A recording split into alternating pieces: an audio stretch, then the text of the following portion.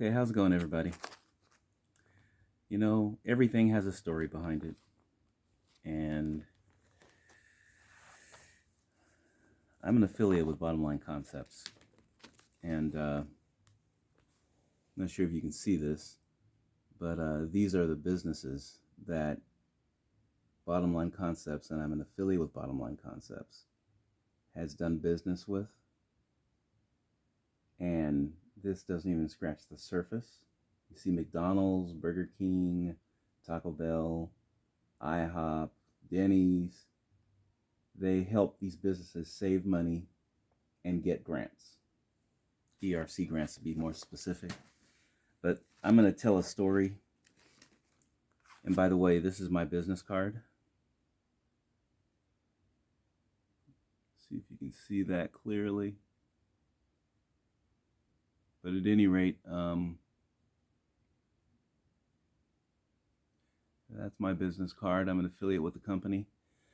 So I'm going out to businesses, walking into them, asking them, have they received their ERC or PPP loans? I guess in the videos or the webinars, they said that there's about 6 million businesses that are underserved. Bottom Line works on a contingency basis, and they ask for no money up front. And then when the business or owner gets the check in their hand from the IRS, because it is federal grant money, we educate and teach them to write that off as a business expense, so all the grant money they receive will be free to them. I don't think there is anybody that is doing that. Usually lawyers, other firms, if they're not contingency agents, do it on contingency basis. They ask for money up front. Bottom Line doesn't do that. We have to produce results. And they've never been flagged by the IRS. And probably by the mid part or the first quarter of this year, they'll be the #1 ERC processors for grant money. If we get a little more specific, I could show you some checks that people have received from the IRS. They look something like this. Checks from the IRS. Okay? To the tune of thousands, hundreds of thousands, some of them millions of dollars. I think our biggest deal was 30 million.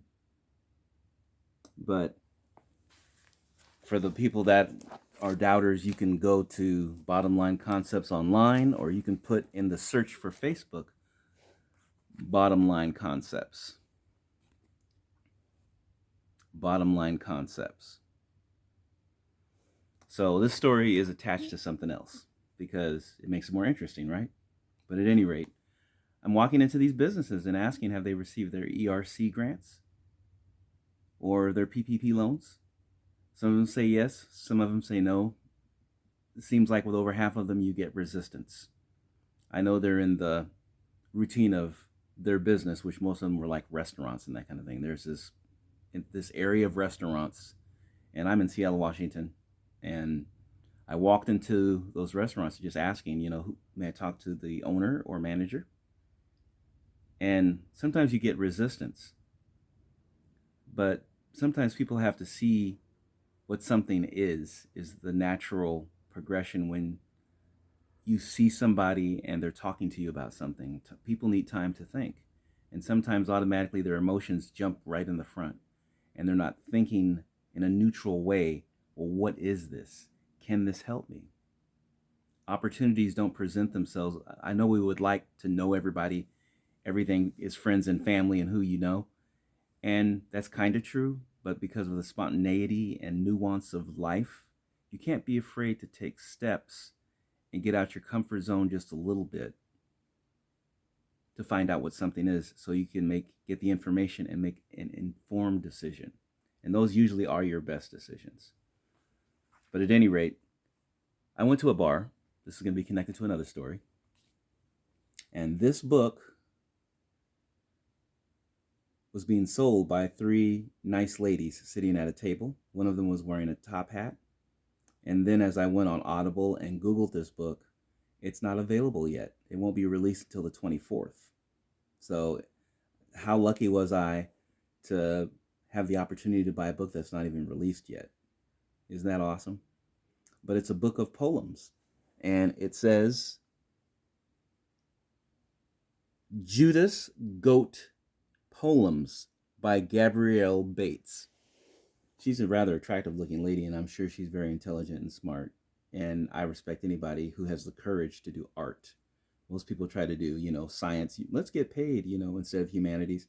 So it takes some courage to pursue the arts, whatever the art might be. But poetry is really nice. But I'm just going to read one of the poems because I promised that I would do a podcast. But I would like to help them. I hate being the kind of person that says I'm going to do something, I don't do it.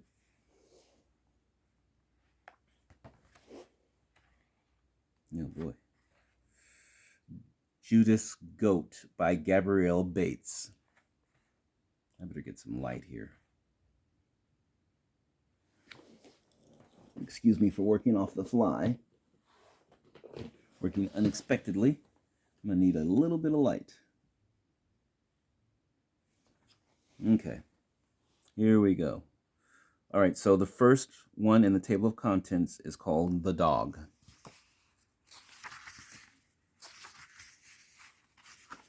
And this is a book of poems.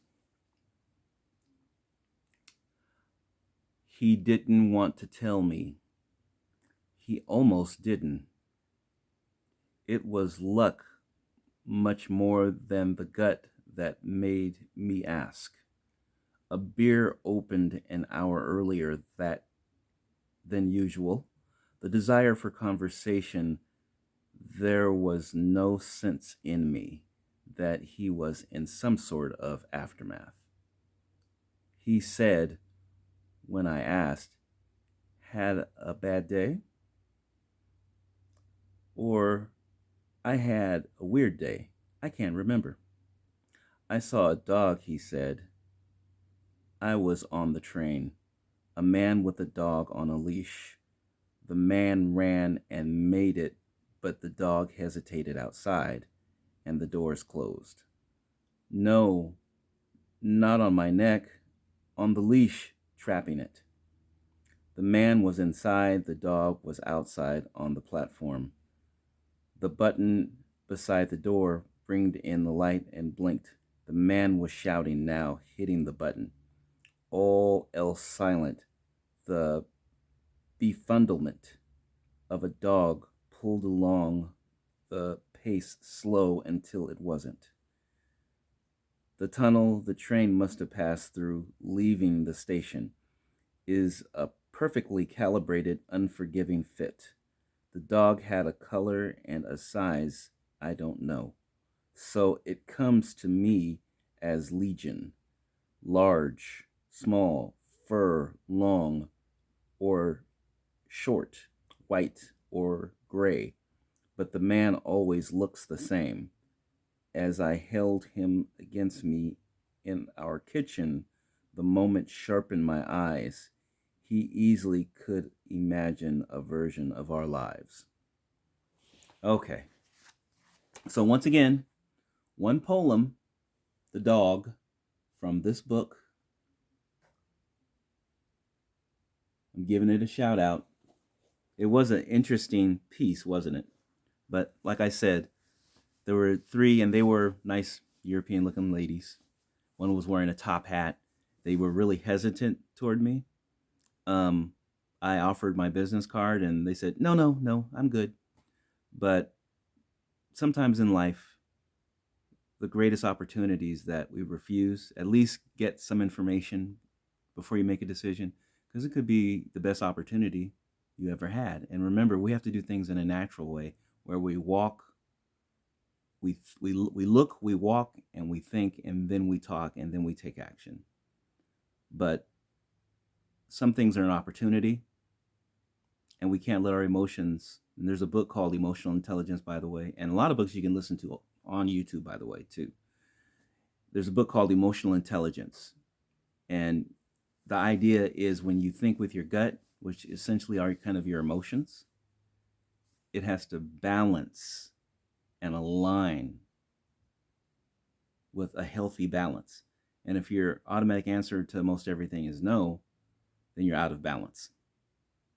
And some of the best opportunities you may miss. It could be business, it could be a lot of things. And certainly you shouldn't trust strangers too much. But if someone, you talk to them and find out what they're about, do they work? Are they honest? Are they kind of shifty? Are they evasive? Are they fast talking? You know, wait and get to know somebody. I mean, do they work? Do they have a job? I mean, are they rushing you? Is there something that looks shifty or dishonest about the person? You have to be able to make those judgments, because when you think about the balance of things, and purpose has a lot to do. Purpose and reason. Is somebody just trying to meet you? They could get a phone number so they can talk to you later, or are they trying to pick you up and take you somewhere and you don't know them that well? Or somebody can maybe give you $1 for the bus. So, and when you think of the fact that domestic violence, most of the abuse comes from people you know. So there's a healthy balance. Get to know people. If their emotional temperament seems predatory or negative, you might not want to deal with them. Definitely don't go anywhere with them. But if you need to talk and get to know them, or to exchange a phone number and get to know them, that's okay. But even then, take your time to get to know people. What is their temperament? What is their character? Are they honest, dishonest? Are they narcissists? Or are they a balanced individual that care? So between abusers that are domestic violence, friends and family that you know, versus maybe somebody who's nice that you don't. But then again, don't jump into anything too soon. If you want to talk to them, that's fine. I don't see where accepting a business card to help somebody and I bought their book would be a bad thing. But I have to be understanding and patient with people also. And I can't say it may have been based upon race. I don't know what they were thinking, or maybe not. I don't know what they were thinking. But I will say opportunity and a means of exchange. I bought the book, but they wouldn't take a business card. So I don't know.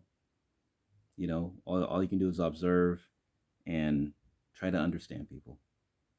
And we definitely need more understanding in the world instead of the opposite. Because if without understanding, none of this is sustainable and there is no circle for any of us.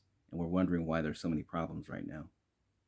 And a lot of it between greed and humanity is definitely the lack of humanity. And we can make the world a better place. We've repeated all what's going on right now, these entanglements and problems. They have been mostly all repeated in the past, and we're still doing the same thing. It's like we haven't learned anything. We could have it where everything resets every year, and the average house payment would be $500 to $1,000 a month if we shared that. But what you have is people that buy up everything, charge the highest prices, and people are suffering. And there should be no reason why people are working and homeless. It's almost like a litmus test or a balance where we can make things better. There are better choices. And like Mahatma Gandhi said, when the rich man asked him, who's going to pay for this human rights movement of yours? And Mahatma Gandhi's answer was, wherever the money is right now. We have enough money. The risk and the cost of everything needs to be spread over a larger population instead of certain greedy rich people and profiteers holding everything hostage and charging the highest prices. And we could orchestrate things better and spread the wealth better, and it would make things cheaper and better and sustainable. We would have no homeless, and people disagree with socialized medicine, but in richer countries it works. Even in poor countries it works. So, and we should also have it where that you could call it the opinion of the people through government or something like that, where they tell people the truth about health and food and prevent most illness through just what you eat and your activity. So just well-wishing of how things can be better and more humanity in the world. And this is an interesting book, and I bought it, and I said I would give it a shout out, so that's what I'm doing. And just to keep things interesting and different. All right, I have love and care for the world because The world is not sustainable without love and care. And we need to really care. It's probably the one thing that's missing. And whether you want to say God or the universe, because even the atheist wants love, we need more care, love, and humanity in the world. And that's my message. My father was a farmer. He used to sharecrop property in Maynard and Conroe, Texas. And then he went into service. And then my mom was a school teacher. She worked at South Shore, Coleman, Wilson Middle School. And the world needs to be a better place. You know, we have to really be mindful of what we do because it does have a cumulative effect. Love and care for the world, everybody. Do what's right. Have the courage to do what's right. Just take your time and think about what we're doing, because we can make the world a better place. It's the only reason why it isn't. All right. Love everybody. Good day. Bye-bye. Shout out to the poet with this book. I saw her on YouTube. She's a beautiful lady, very intelligent. I guess she's involved with the University of Washington, and very, very good writer, poet. She's on some podcasts as well. I'm going to hold this up closer.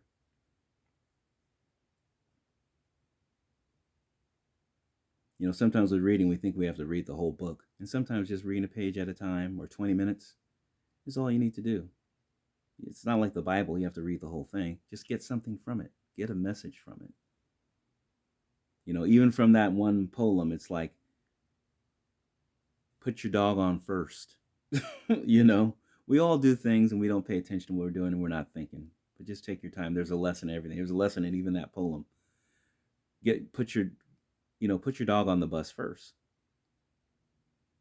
You know,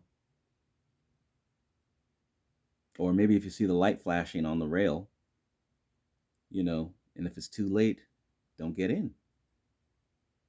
But at any rate, I'm not sure if that was true or she made it up. It kind of sounds like it was true. But all right. Good day, everybody. Bye bye.